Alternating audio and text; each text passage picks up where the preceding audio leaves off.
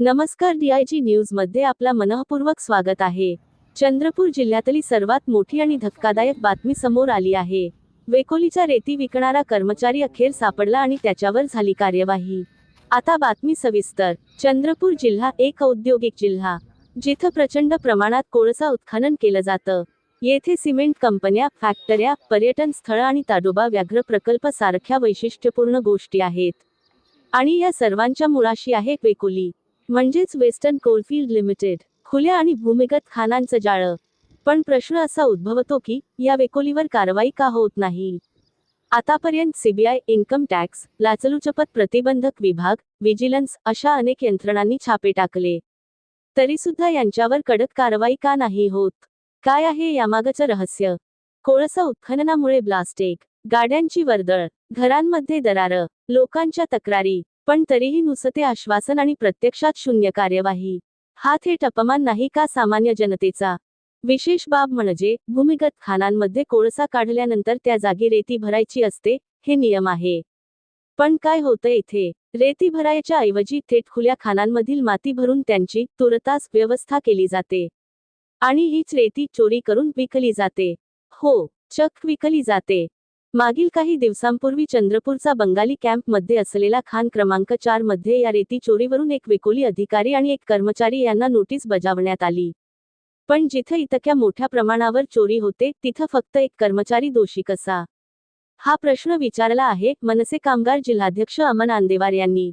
ते म्हणाले, वेकोलीच्या परिसरात जागोजागी CCTV कॅमेरे लावलेले असताना सुद्धा जर इतक्या मोठ्या प्रमाणावर रेती चोरी होते, तर नक्कीच यामध्ये मोठ्या अधिकाऱ्यांचा वेकोली WCL कोल माइन्समध्ये जे कोळसा निघते अंडरग्राऊंडमधून, ते अंडरग्राऊंडमधून जे कोळसा निघते त्या अंडरग्राऊंडला कोळसा निघाल्यानंतर जे पॅक करायसाठी जे रेती लागते ते अंडरग्राऊंडमध्ये, ते रेतीची इकडचे जे सुपरवायझर आणि गार्ड यांच्यावर ते रेतीची तस्करी केल्या विषयमध्ये इन्क्वायरी चालू आहे।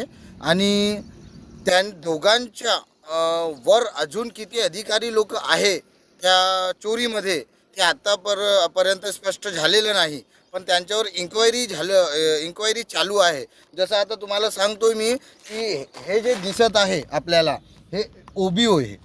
ओबी म्हणलं तर कसं, जे नदीवरून जे पाणीनं वाहत येते जे माती, ते माती आहे।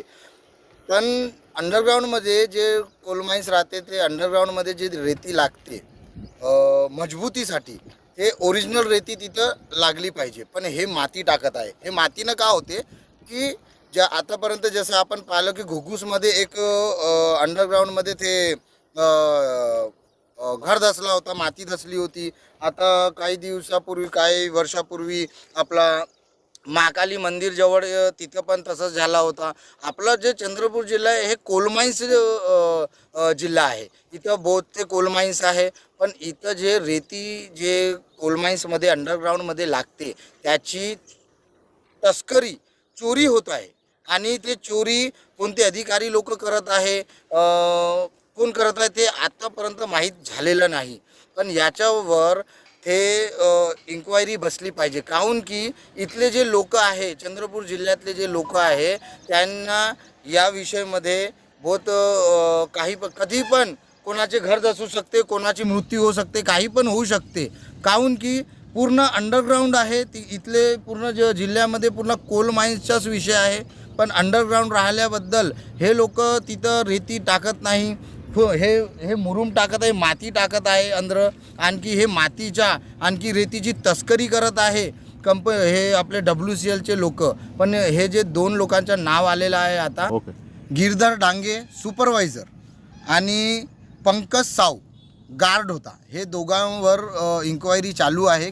हे जे दोन लोकांचे जे नाव आलेलं आहे हे रेती चोरीमध्ये, पण आम्हाला असं वाटते की हे जे चोरी होत आहे हे सुपरवायझर आणि गार्ड करू शकत नाही, याच्यावर मोठे अधिकारी असू शकते अशी शक्यता आहे। याला आपण नकार शकत नाही। आणखी जेवढे पण आता इथे इथे जसं आता रेतीची विषय आहे, ट्रान्सपोर्टिंगचा विषय राहते, ज्या ट्रान्सपोर्टिंगमध्ये ते रेतीचंच तर इथं CCTV कॅमेरे आहे, सगळं राहिल्याबद्दल पण अशी चोऱ्या होत आहे.